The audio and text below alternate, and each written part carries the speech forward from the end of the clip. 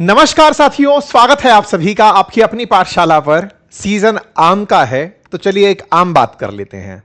आम बात यह कि जब आम का सीजन है तो हमारे देश के अंदर आम की खपत और आम के निर्यात की चर्चा जोरों पर है। इस बार प्रधानमंत्री ने मन की बात में आम की बात कर डाली। आम की बात हुई तो बहुत सारे आम की चर्चा होने लगी, खोजे होके निकालने लगे कि लोग भैया कितने प्रकार के आम भारत में हैं, कौन से क्षेत्र के अंदर कौन सा आम खास है। तो आइए आज की इस खास पेशकश में आपको आम से चर्चा कराते हैं, जो आम शायद आज आप अपने डिनर में या सुबह ब्रेकफास्ट और लंच में लेने वाले हैं। आम का सीजन देश को बहुत खास बनाता है। दक्षिण भारत और विशेष रूप से अगर हम बात करें तो साउथ ईस्ट एशिया, अपने जो साउथ एशिया के देश हैं, पाकिस्तान, भारत, बांग्लादेश, इन क्षेत्रों में तो आम की एक विशिष्ट पहचान है। और इतनी पहचान है कि इतिहास गवाह है, इस आम को लेकर के भी बहुत से लोगों ने भारत को पहचाना है और आज भी भारत की मैंगो डिप्लोमेसी चर्चा में है। लेकिन जब प्रधानमंत्री आम की चर्चा करते हैं तो उसके दो मायने निकलते हैं कि प्रधानमंत्री के अचानक ये पटल पर कैसे आया। या तो आम ने कुछ कारनामा किया है, हो सकता है उनके लंच डिनर का हिस्सा रहा हो, या कुछ और भी सुर्खी रही हो। सुर्खी एक थी साथियों, हमने ढूंढने का प्रयास किया तो निकल कर आई कि जापान ने हाल ही में भारत से आम मंगाना रोका है। हालांकि it is not a significant amount कि इतना अमाउंट है कि आप उसके लिए आज के सेशन में जिक्र करें, लेकिन यह एक चिंता का विषय हमारे कृषक भाइयों के लिए है कि वो ध्यान रखें कि हमारा जो कृषि निर्यात है उसमें कौन सी ऐसी बातें हैं जिनके चलते हमारा एक्सपोर्ट बाधित होता है। कभी अमेरिका तो कभी यूरोप तो कभी जापान हमारे जो कृषि उत्पाद हैं उनको खरीदने पर रोक लगाने की सोचता है, ताकि भारत के अंदर जो ऑलरेडी फॉरेक्स का बड़ा संकट चल रहा है, विदेशी मुद्रा के जो भंडार हैं उसके अंदर आए दिन कमी देखी जा रही है। आपको सुर्खियां सुनने को मिलती हैं कि लगभग $38 बिलियन का भारत का विदेशी मुद्रा भंडार बीते 3 महीने के अंदर कम हुआ है। ये घटना जो है ना, ये हमारे लिए एक सेटबैक की तरह से काउंट होती है। जैसे आप जब अपनी गाड़ी के अंदर ऑयल भरवाने से बचते हैं या सोना खरीदने से बचते हैं तो आपसे विदेशी मुद्रा भंडार बचाने का आग्रह किया जाता है। कहा जाता है कि आप ये मत करिए, विदेशी मुद्रा बचेगी। लेकिन अगर हमारे एक्सपोर्ट जहां ओपन है फिलहाल, क्योंकि खाड़ी देश हमारे बहुत बड़े एक्सपोर्ट के केंद्र थे, बड़े क्षेत्रों में काउंट होते थे, यूएई हुआ, सऊदी हुआ, ईरान इंक्लूडिंग ईरान, हम कृषि उत्पादों को बड़ी मात्रा में यहां भेजते थे। जब से स्टेट ऑफ हॉर्मुज बाधित हुआ है, हमारे एक्सपोर्ट बाधित हुए हैं और हमारे पास डॉलर का आना रुका है। ऐसे में अगर हमें यह सुनने को मिल रहा है कि साहब जापान के पास भी हम आम नहीं भेज पा रहे हैं, तो यह एक चिंता का विषय है और हमारे पास में यह कंसिडरेबल पॉइंट होना चाहिए। सोचना चाहिए कि आफ्टर ऑल हमारी इतनी सारी आम की वैरायटी जो दुनिया के लिए विख्यात हैं, उन आम की वैरायटी को कैसे और तेजी से दुनिया तक पहुंचाया जाए। तो चलिए कुछ फैक्ट की बात करते हैं, क्योंकि प्रधानमंत्री ने मन की बात करी है तो हम आपके साथ में चर्चा रखते हैं कि भारत आम डिप्लोमेसी के लिए कितना फेमस है और भारत के प्रधानमंत्री के द्वारा आम की चर्चा करके कहीं ना कहीं आम के कृषक जो हैं उन तक पैसा पहुंचाने की कवायद की गई है। इतना तो तय है कि आज इस चर्चा को सुनते सुनते आप में से कुछ लोगों का आम खाने का मन कर जाएगा, या याद आ जाएगा कि बहुत दिन से आम नहीं खाए हैं। और अगर ऐसा हो तो कमेंट में बताइएगा जरूर। यही तरीका है किसी चीज को चर्चा में लेकर आने का। जब वो चर्चा में आती है तो आप उस पर रुचि जाहिर करते हैं, और रुचि या अरुचि जो भी आपकी है, और उसके बाद आप उसकी खरीद के लिए निकलते हैं। यही विज्ञापन का भी कारण होता है ना। खैर, प्रधानमंत्री ने एक बहुत अच्छे उत्पाद की बात की है, हम भी करेंगे, जापान की भी बात करेंगे, तो अमेरिका की भी बात करेंगे, और फाइटो सैंक्शंस की भी बात करेंगे, यानी कि कृषि उत्पादों के ऊपर जो एक्सपोर्ट्स हैं उनके ऊपर लगने वाले जो सैंक्शंस हैं उनकी भी हम बात करेंगे। लेकिन उससे पहले एक जरूरी बात कर लें, जरूरी बात हमारे कोर्स की कर लें। कोर्स कौन सा? एआई का, जिसके माध्यम से हम बच्चों को लेके इमेज क्रिएशन से लेके ऐप क्रिएशन से वेबसाइट क्रिएशन से वाइब कोडिंग के थ्रू यूज करना सिखा रहे हैं। आप भी अगर इस तरह की इमेजेस बनाना चाहते हैं, इस तरह के पोस्टर्स क्रिएट करना चाहते हैं, एप्लीकेशन और वेबसाइट्स बनाना चाहते हैं, तस्वीरें बनाना चाहते हैं, तो जाइए अपने बच्चों को इस समर वेकेशन में एआई का यूज करना सिखाइए। और खुद भी अगर आवश्यक लगे तो आपके काम में एनहांसमेंट ही होंगी ये सारी चीजें।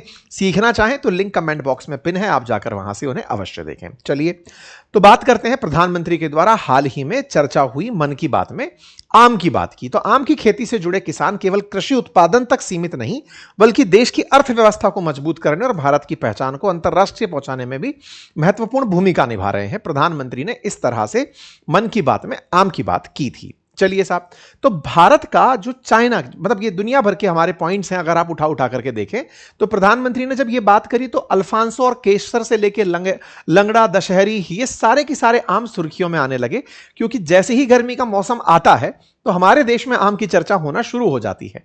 आमों के राजा की चर्चा होने लगती है, अल्फांसो आम की बात होने लगती है, हापुस जिसे आप कहते हैं, गुजरात के केसर की, तो उत्तर प्रदेश के दशहरी की बातें होने लगती हैं। कहा जाए तो हमारे मालदा की भी बात होती है, तो बिहार के जर्दालू की बात भी होती है, दक्षिण भारत के बांगमपल्ली की, तोतापुरी की, तो नीलम के मालगोवा की, इनकी सबकी बातें होने लगती है। प्रधानमंत्री ने ये सब बातें की। इन बातों को हम केवल अपने तक नहीं रखते, डिप्लोमेसी में भी रखते हैं, और इसे ही मैंगो डिप्लोमेसी कहा गया है।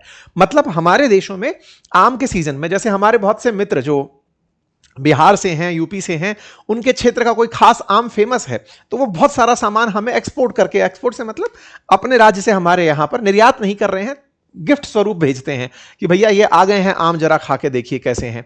और कुछ ऐसे जैसे जर्दालू है, मालदा है, ये बहुत सीजन स्पेसिफिक हैं, इतने टेम्परेचर पर बाहर आ रहे हैं, तो इनको भेजा जाता है। तो भारत भी ऐसे आमों को दुनिया के देशों में भेजता आया है, और हम ही नहीं, बांग्लादेश भी, पाकिस्तान भी, ये भी सब करते आए। 1955 में नेहरू जी ने इंडोनेशिया के बांडुंग सम्मेलन में अल्फांसो आम भेजकर भारत की सांस्कृतिक कूटनीति का प्रदर्शन किया था। और बीच बीच में भारत सरकार भी, इवन अभी प्रधानमंत्री मोदी जी जब यूएई की यात्रा पर थे, तो यूएई में भी वो आम लेकर गए थे कि साहब ये हमारे यहाँ का आम है। तो हम अपने फसल को रिप्रेजेंट करते हैं कि देखिए साहब ये चीज हमारे यहाँ की खास है, और वाकई में आम बहुत है। आम नाम आम है, लेकिन है बहुत खास। ऐसे में समय समय पर जापान, अमेरिका, अन्य देशों में भी भारतीय आमों के लिए विशेष कार्यक्रम आयोजित किए जाते हैं। अभी यूएस के अंदर यह कार्यक्रम आयोजित था, लोगों को इंट्रोड्यूस कराया जा रहा था इस फल से, पार्टी लगाई हुई थी कि आम खाकर देखिए। पाकिस्तान लगातार 1980 से अपना अनवर रटौल और चौसा आम दुनिया भर को भेजता है, इसको मैंगो डिप्लोमेसी का हिस्सा मानता है। इवन बांग्लादेश भी हरिभंगा नाम का जो आम है उसको भेजता है, भारत तक भेजता है। मतलब मैंगो डिप्लोमेसी में शेख हसीना ने प्रधानमंत्री मोदी को आम भेजे थे। ये बात 2023 की है, उसके बाद 24 में वो खुद आ गई। लेकिन मुद्दा यह है कि भारत के लिए आम जो है वो बहुत सिग्निफिकेंस रखता है, ज्योग्राफिकल लेवल पर भी, हमारी कृषि उत्पादों में कृषकों तक आय के रीडिस्ट्रीब्यूशन के लिए भी। ये सारी चीजें ऐसी हैं जिससे कि भारत के जो संबंध हैं वो बहुत ही मजबूत होकर के निकल कर आते हैं।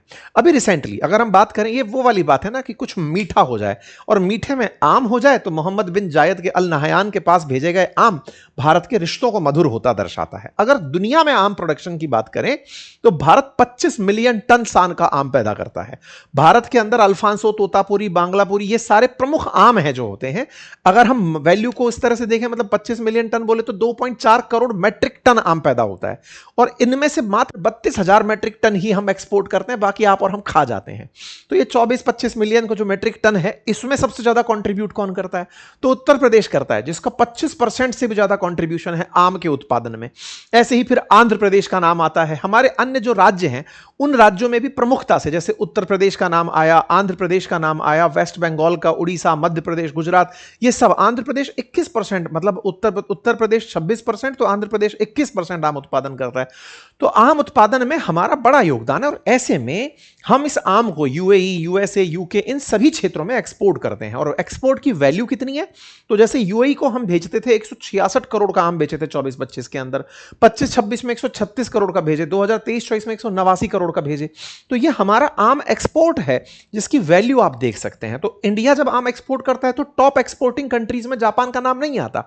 जापान को भेजते हैं हम $1.54 मिलियन के, मतलब समझिए कि $15 लाख के आसपास का हम लोग आम बेच रहे हैं। और $15 लाख का मतलब पकड़ के चलिए कि आप इसके साथ 100 गुना और कर दीजिए, तो इतना जो हम हैं 1500 लाख करोड़ का हम इनके पास में आम भेज रहे हैं।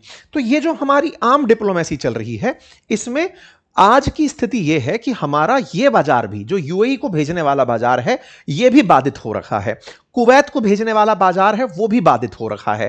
ट्रेड प्रैक्टिसेस में अमेरिका के साथ ट्रेड की डील अटकी पड़ी है। तो अमेरिका अटका पड़ा है, कुवैत अटका पड़ा है, यूएई अटका पड़ा है, जापान ने हमारे ऊपर अभी आम लेने से इनकार कर दिया। तो ये सारी चीजें ऐसी हैं जिससे देश की चर्चा में आम फिर से आ गया और प्रधानमंत्री की मन की बात तक चला आया। भारत के आम को बैन करने की जो खबर है ये आज से 2 दिन पहले ही आई, यानी कि जिस समय प्रधानमंत्री ने ये बात रखी उससे कुछ दिन पहले ही थी। और उसके पीछे क्या कारण बताया कि साहब पहले भी 20 साल पहले रोका गया था आम जापान के द्वारा भारत का, और भारत का आज जो आम है उसके पीछे का कारण यह है कि जो ये वेपर हीट ट्रीटमेंट देते हैं ना, मतलब भारत के अंदर आम को एक्सपोर्ट करने से पहले एक वेपर हीट ट्रीटमेंट दिया जाता है। ये क्या है? ऐसे समझिए कि आम के ऊपर अगर कोई फ्लाई बैठी हुई है, कोई ऐसा जीव, मतलब वो कीड़ा बैठा हुआ है, कोई ऐसी दवाई डली हुई है जो कि हानिकारक हो सकती है शरीर के लिए, कोई ऐसा फ्लाई बैठा हुआ है, कोई ऐसा जीव जंतु जो कि दूसरे देश के अंदर मतलब वहां पर फैल करके उनकी फसलों को नुकसान पहुंचा दे, तो ये लोग क्या करते हैं, सामान खरीदने से पहले चेक करने आते हैं वेयर हाउसेस को कि दिखाओ भाई आपके यहां से आम जहां से जाएगा वो कैसे जाएगा। जब वो देखने आए तो उन्होंने देखा कि भारत के अंदर कुछ ट्रेड प्रैक्टिसेस में गड़बड़ आ रही है। मतलब जो फ्रूट फ्लाई है वो कुछ पौधों पर उनको मिली। जापान इनको लेकर के बहुत ही ज्यादा सेंसिटिव है, मतलब आप ये समझिए कि उसके अंदर जीरो टॉलरेंस है इन बातों को लेकर के। तो ऐसे में जब ये लोग यहां आए तो जापान के द्वारा अधिकारी निरीक्षण करने आए थे, तो उन्होंने उत्तर प्रदेश का रहमानपुर केंद्र फ्यूमिगेशन और डिसइंफेक्शन की प्रक्रियाओं को लेकर चिंता जताई थी। उन्होंने यह चिंता जताई थी कि आपके यहां पर जो वेपर हीट ट्रीटमेंट है, यानी भाप बनाकर जो उसके ऊपर फ्लाइज हैं उनको मारने की प्रक्रिया है, या फ्यूमिगेशन डिसइंफेक्शन जो सिस्टम है आपका, फ्यूम के माध्यम से आप इसके ऊपर फ्लाइज को जो मारते हैं, इसके अंदर बोले दिक्कत है।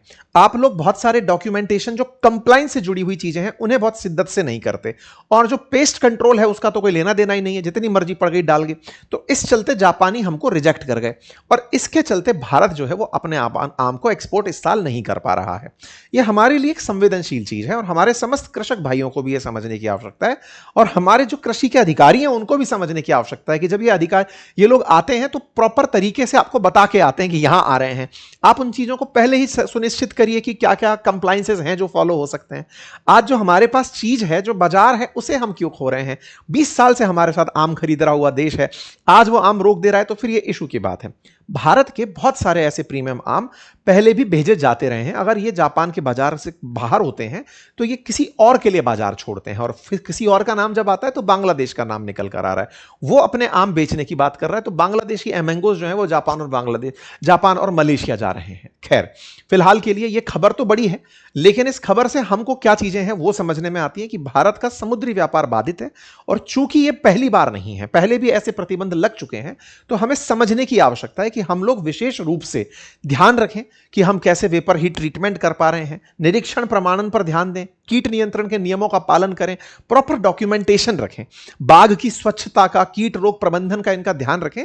तो भारत दुनिया के इस बाजार को जो अनटैप्ड है, भारत की पहचान के लिए जाना जाता है, उसको बहुत अच्छे से ग्रैब कर सकता है। बाकी आपकी क्या राय है कमेंट बॉक्स में जरूर बताइएगा। बाकी अगर आपको आम की पहचान करनी है कि कौन सा नेचुरली पका या कार्बाइड से पका है, तो एक टिप जो हमको मिली वो हम आपके साथ साझा कर सकते हैं। हालांकि खाने वाले लोग ज्यादा जानते हैं, खुशबू से पहचान लेते हैं कि आम खट्टा है कि मीठा है। आप भी पहचानिए।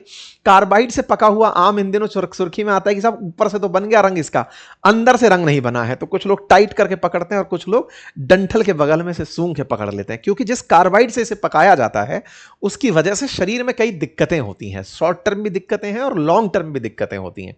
ऐसे में अगर आपको आम सही से करना है, पकाना है, खाना है, बढ़िया धोएं, उसे पानी में डुबो के रखें, बेकिंग सोडा से उसे साफ करने का प्रयास कर लें, काटने से पहले उसे खुले में अच्छे से साफ सुथरा करके फिर कंज्यूम करें। बाकी आम का आनंद लें।